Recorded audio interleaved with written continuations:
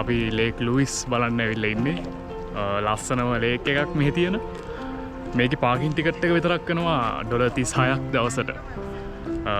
අපි දවසක් මෙතන ඉන්නේ නැති වුණත් පැය ගාණක් හිටියත් ඒ 36 ගෙවන්න ඕනේ. ඉතින් අපි ඒ 36 ගෙවලා යමු බලන්න ලේක් ලුයිස්.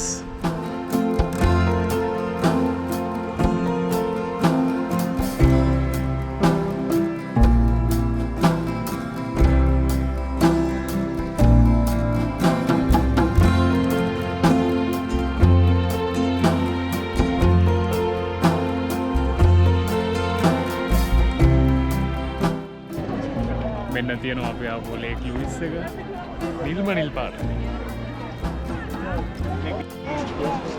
මේ වතුර වල අමුතු නිල් පාටක් තියෙනවා. මේක මේ ග්ලැසියර් දිය වෙලා එන නිල් පාටක් කියලා තමයි අපිට දැනගන්න ලැබුණේ.